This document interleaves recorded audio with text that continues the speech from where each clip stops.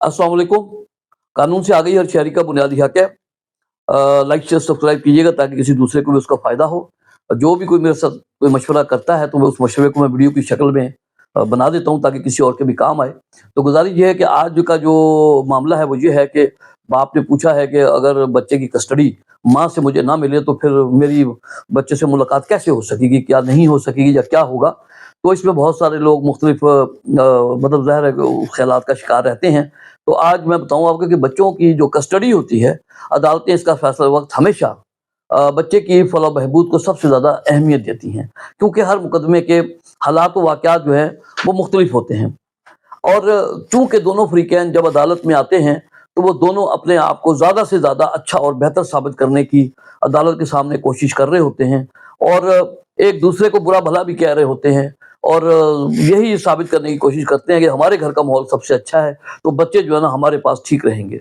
तो ऐसी सूरतों में फिर अदालत जो है वो बच्चों की कस्टडी बाप को देनी है या माँ को देनी है, बहुत कुछ देखने के बाद एक फ़ैसला करती है। तो फैसला करने के बाद अब ज़ाहिर है कि अगर अदालत ने हालात व वाक़यात को देखते हुए बच्चों की जो कस्टडी है, वो माँ को दे दी है, तो अब ज़ाहिर है कि बाप को भी मुलाकात का हक़ मिलेगा कि वो बाप जो है बच्चों से बाइंदा कैसे मिलेगा, उसके विज़िटेशन राइट्स क्या होंगे। तो इस हवाले से बहुत से लोग ये समझते हैं कि अगर कस्टडी माँ को मिल गई, तो बाप शायद जो है ना बच्चे से मिलने से महरूम हो जाएगा या उसका हक़ ख़त्म हो जाएगा, ऐसा कुछ भी नहीं है।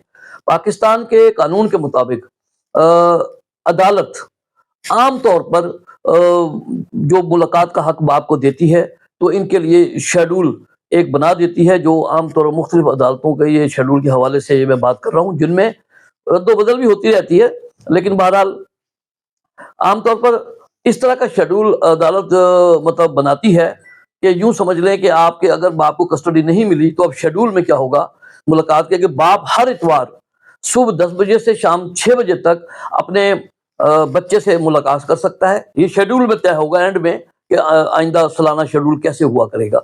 इसके अलावा अक्सर अदालतें ये भी इजाज़त देती हैं कि हर महीने के पहले या तीसरे हफ्ते में बच्चा जुमा शाम से इतवार शाम तक बाप के पास रह सकता है।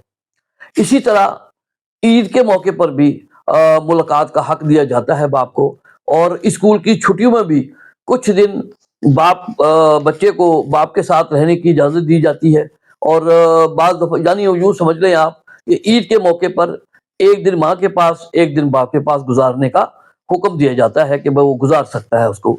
गर्मियों की जो छुट्टियाँ आती हैं, तो गर्मी की छुट्टियों में भी 10 से 15 दिन और सर्दियों की छुट्टियों में भी चंद दिन बाप के साथ मतलब गुज़ारने की मतलब इजाज़त दी जाती है। जब अदालत मुलाकात का शेड्यूल तय कर देती है, तो अगर कोई फ़रीक ज़रूरी मतलब अगर कोई फ़रीक खिलाफ़वर्ज़ी करे, तो अदालत से मतलब रुजू कर सकता है और अदालत अमल दरामद पर पाबंद कर सकती है कि आप लोग इस शेड्यूल की पाबंदी करें। तो इस तरह ये मैंने एक मुख्तसर सी छोटी-सी आपको बात बताई है, ताकि जो किसी के काम आ सके। अस्सलाम वालेकुम।